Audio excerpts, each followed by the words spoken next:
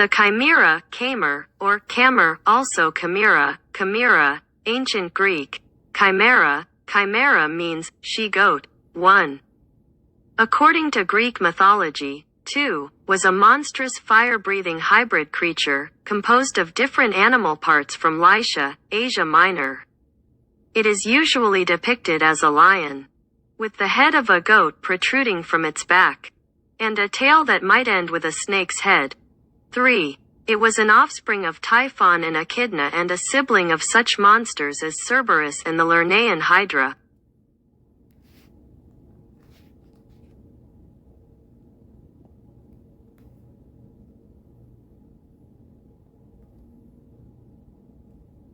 The term chimera has come to describe any mythical or fictional creature with parts taken from various animals, to describe anything composed of very disparate parts, are perceived as wildly imaginative, implausible, or dazzling. According to Hesiod, the chimera's mother was a certain ambiguous she, which may refer to Echidna, in which case the father would presumably be Typhon, though possibly the Hydra or even Ceto was meant instead.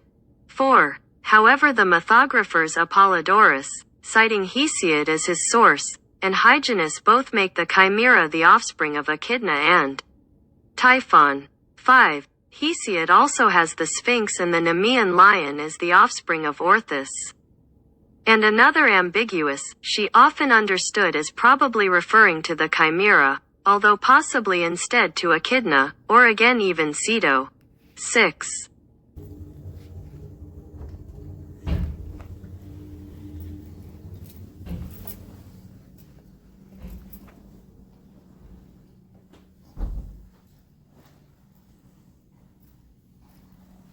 Homer gives a description of the chimera in the Iliad, saying that she was of divine stock, not of men, in the forepart a lion, in the hinder a serpent, and in the midst a goat, breathing forth in terrible wise the might of blazing fire. 7. Both Hesiod and Apollodorus give similar descriptions: a three-headed creature, with a lion in front, a fire-breathing goat in the middle, and a serpent in the rear. 8.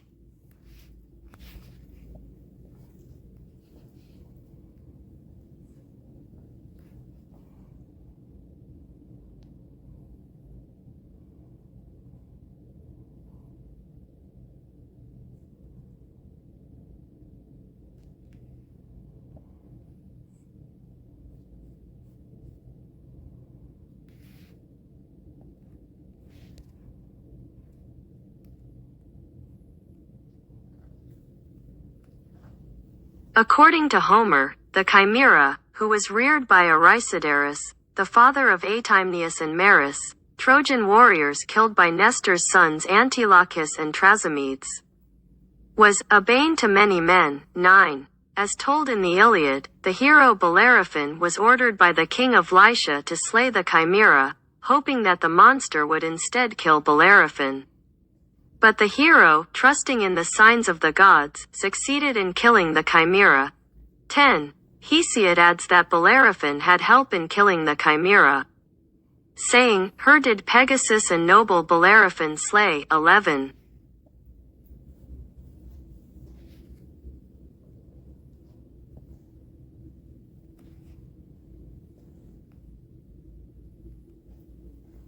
A more complete account of the story is given by Apollodorus.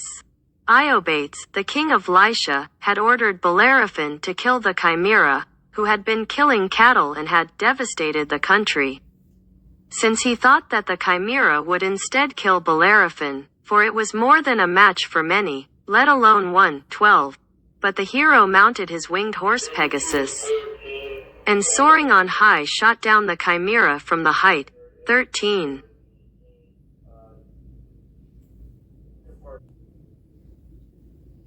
Although the chimera was, according to Homer, situated in foreign Lycia. 14. Her representation in the arts was wholly Greek. 15. An autonomous tradition, one that did not rely on the written word, was represented in the visual repertory of the Greek vase painters. The chimera first appears at an early stage in the repertory of the Proto-Corinthian pottery painters, providing some of the earliest identifiable mythological scenes that may be recognized in Greek art.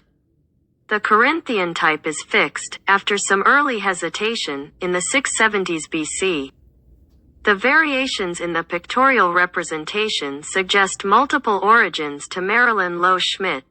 16. The fascination with the monstrous devolved by the end of the 7th century into a decorative chimera motif in Corinth. 17. While the motif of Bellerophon on Pegasus took on a separate existence alone.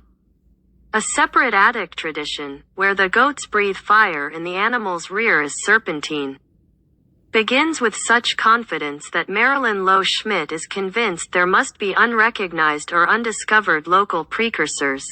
18. Two vase painters employed the motif so consistently they are given the pseudonyms the Bellerophon painter and the Chimera painter.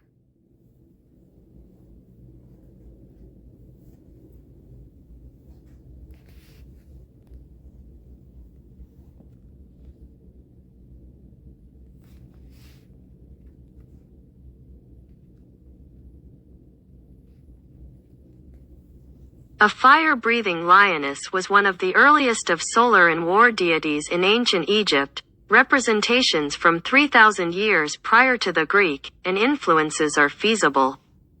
The lioness represented the war goddess and protector of both cultures that would unite as ancient Egypt.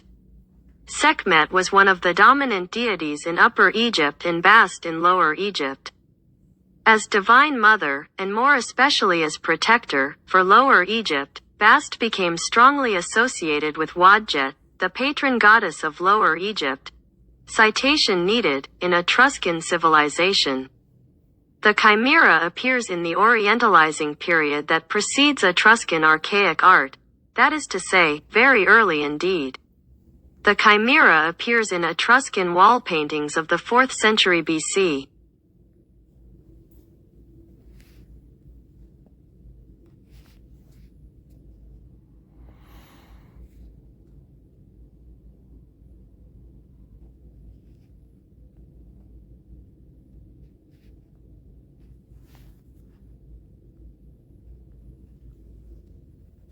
In Indus civilization are pictures of the chimera in many seals. There are different kinds of the chimera composed of animals from the Indian subcontinent. It is not known what the Indus people called the chimera. Citation needed, in medieval art, although the chimera of antiquity was forgotten, chimerical figures appear as embodiments of the deceptive, even satanic forces of raw nature, provided with a human face and a scaly tail, as in Dante's vision of Geryon in Inferno XVII. 7-17, 25-27, hybrid monsters. More akin to the manticore of Pliny's Natural History, v.90, provided iconic representations of hypocrisy and fraud well into the 17th century. Through an emblematic representation in Cesare Ripa's Iconologia, 19.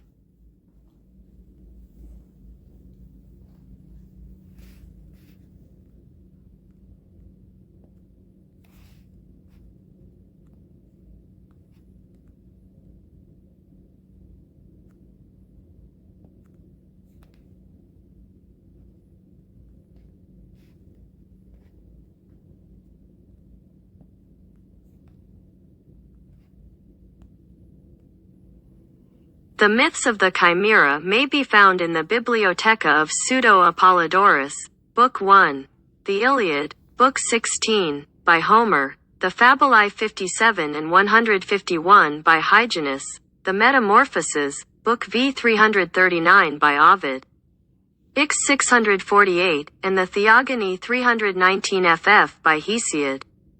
Virgil, in the Aeneid, Book 5, employs chimera for the name of a gigantic ship of Gaia's in the ship race, with possible allegorical significance in contemporary Roman politics. 20.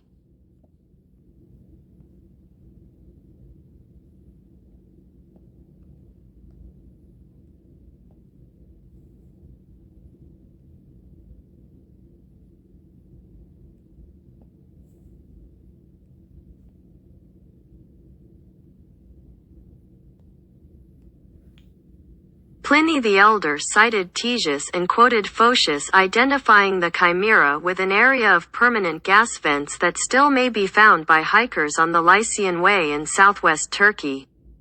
Called in Turkish, Yanartas, flaming rock. The area contains some 24 vents in the ground, grouped in two patches on the hillside above the Temple of Hephaestus approximately 3 kilometers north of Sirali. Near ancient Olympos, in Lycia, the vents emit burning methane thought to be of metamorphic origin. The fires of these were landmarks in ancient times and used for navigation by sailors.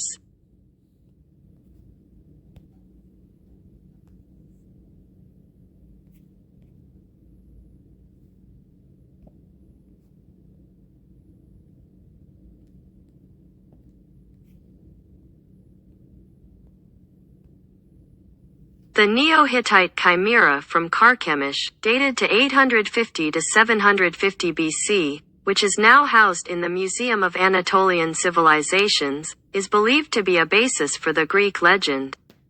It differs, however, from the Greek version in that a winged body of a lioness also has a human head rising from her shoulders.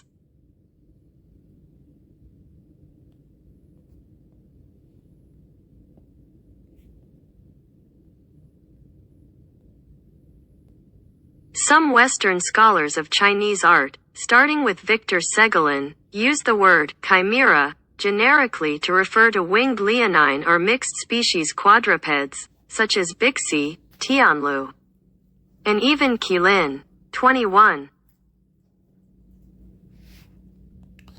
So we went through all that because I was looking into Crimea, and the reason I started looking into Crimea was I seen an interview from 2015 where David Icke said, you know, all this stuff with the Ukraine and Russia and the United States was going to happen, and the end result was that they, but he didn't say who they were going to take back Crimea.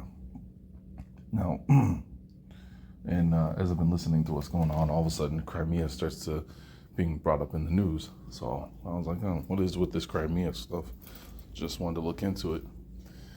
I mean, I don't know what I'm looking for. I mean, I read some interesting stuff where, you know, that Crimea are a mixture of Tartarus people. And I only know that because everybody keeps mentioning Tartar now all of a sudden.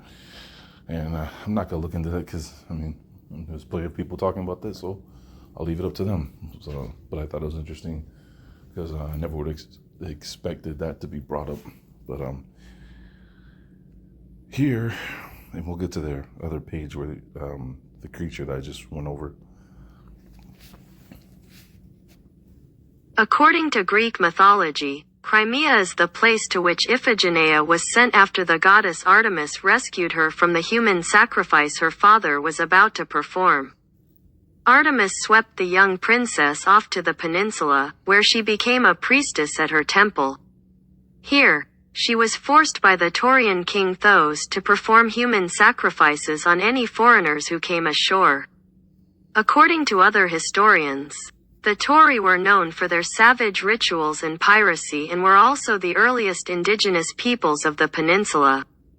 The land of Tauris and its rumored customs of killing Greeks are also described by Herodotus in his Histories, Book 4, 99 to 100 and 103.